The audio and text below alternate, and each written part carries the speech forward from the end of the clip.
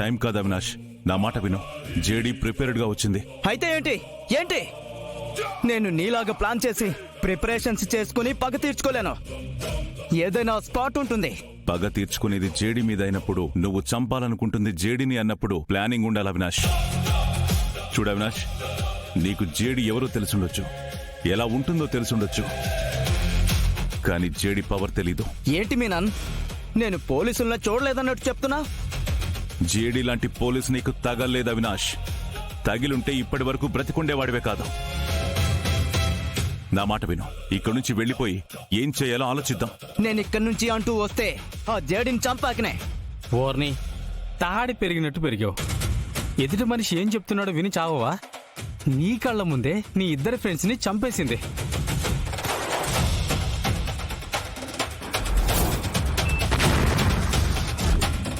నువ్వు కూడా కనిపిస్తే చంపడానికి తిరుగుతోంది.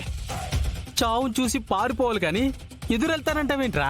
నాకు చావంటే భయం లేదు. మాకుందిరా సామి, నాకు ప్రాణాలు కావాలి.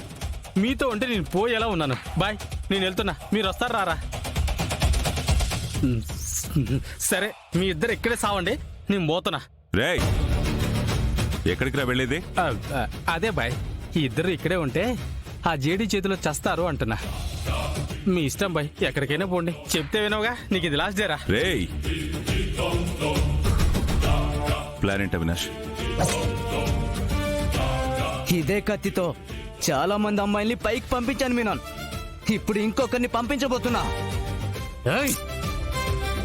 రండ్రా. నువ్వు మహల్లోనే ఉండు, నీతో చాలా పనుంది. నువ్వా? నీకెంత ధైర్యం ఉంటే మళ్ళీ నా మహల్లో అడుగు పెడతావు?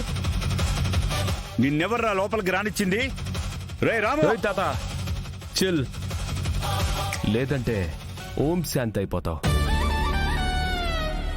రేయ్, వీడిని వీడి మనుషుల్ని బయటికి తోసారా? అలాగే అయ్యా. రేయ్ రేయ్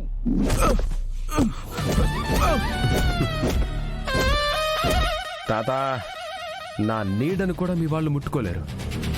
అలాంటిది నన్ను ఎలా బయటికి పంపిస్తారు? రా, వచ్చి కూర్చో, మాట్లాడుకుందాం. రేయ్, నీతో ఏంట్రా మాట్లాడేది? నా మనవడని అబద్ధం చెప్పి సాక్ష్యాల కోసం నా దగ్గర చేరిన నక్కవి నువ్వు కదా? ఆ సాక్ష్యాలు నాకెంత ముఖ్యమో తెలుసు కదా? మరెందుకు వాటిని తీసుకొని ఇక్కడికి వచ్చేసావు? చూడు, నీకోసం ఎంత దూరం రావాల్సి వచ్చిందో. రేయ్ రాము, నా మనవడికి ఫోన్ చేయి. ఏంట్రా అలాగే నుంచున్నావేంటి? ఫోన్ చేయి.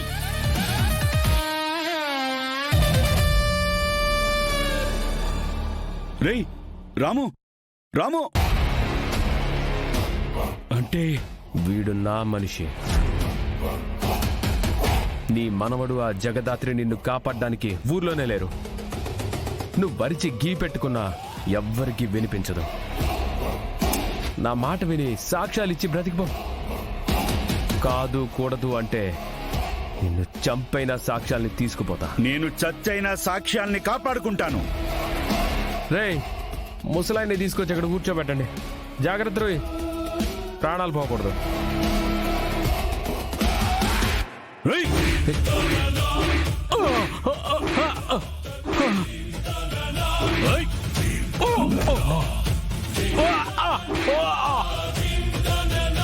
ఒక ముసలోని కొట్టలేకపోతున్నారా? ఏంటి తాతయ్య, ఈ తలుపులు నిన్ను కాపాడేస్తాయి అనుకున్నావా? లేదంటే ఎక్కడో ఉన్న నీ మనోడికి ఫోన్ చేసి పిలిచి సాక్ష్యాల్ని సైడ్ చేద్దాం అనుకున్నావా?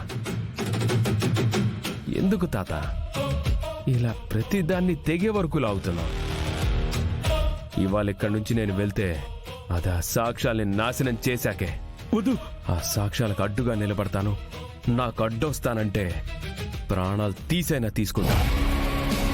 ఇప్పుడు చెప్పు, ఏమంటావు? నా ప్రాణాలు తీసినా నేను ఇవ్వను. సరే, నీ ఇష్టం. రేయ్, తాతను పట్టుకోండిరా. వదలండిరా, వదలండి, వదలండిరా. ఇప్పుడు నీ ధైర్యం ఏంటి? నీ మనవడికి ఫోన్ చేసి చెప్పేశావు. ఇప్పుడు వాడు పోలీసుల్ని పంపుతాడు. అప్పటి వరకు నేను ఇంత పెద్ద మహల్లో సాక్ష్యాలు ఎక్కడుంటాయో వెతుక్కుంటూ ఉంటాననేగా.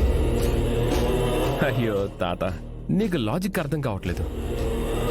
ఇంట్లో మనవడు మనవరాలు లేరని తెలుసుకొని టైంకొచ్చి టైమింగ్ మ్యాచ్ చేస్తున్నవాణ్ణి నువ్వు ఆ సాక్ష్యాలు ఎక్కడ దాచావో నేను కనిపెట్టలేను అనుకున్నావా?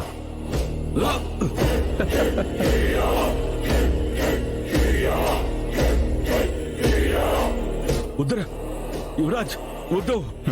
రేయ్ యువరాజ్, రే వాటిని ముట్టుకోకు. రేయ్, వాటిని ఏమైనా ఆగు. చేస్తే నీ ప్రాణాలు తీస్తావు. రేయ్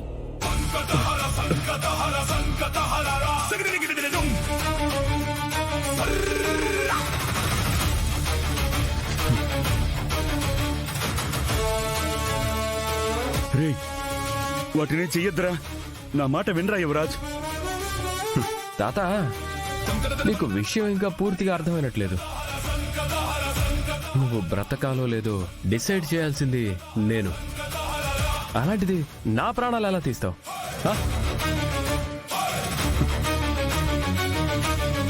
ముట్టుకుంటే చంపేస్తావా? మరి మంట పెడితే? ఒరే వద్దురా, వద్దు వద్దురా. మంట పెడితే ఏం చేస్తావు? ఏంటి చెప్పలేకపోతున్నావా? సరే, నేనే చూస్తా. అయ్యో యువరాజ్, వద్దురా. రే కేదార్ లాగే నువ్వు నా మనవళ్ళు అంటోడు వేరా. ఒరే వద్దురా, కాల్చద్దురా. రే కేదార్ నీకు అన్నలాంటి వాడురా, వాడికి అన్యాయం చేయొద్దురా. నా ఇంటికే వచ్చి నన్నే కొట్టి నాకే ఛాలెంజ్ చేస్తావా? ఇప్పుడు నీ మనవడు మా నాన్న కొడుకుని ఎలా నిరూపిస్తావు? ఏంటి తాత, నన్ను చూస్తుంటే చంపేయాలనిపిస్తుంది కదా? నాకు కూడా సేమ్. నా ఆస్తి జోలికొస్తే, నా ఇంటి వారసత్వం జోలికొస్తే ఇలాగే అనిపిస్తుంది. రే వద్దురా. ఇప్పుడు చెప్పు,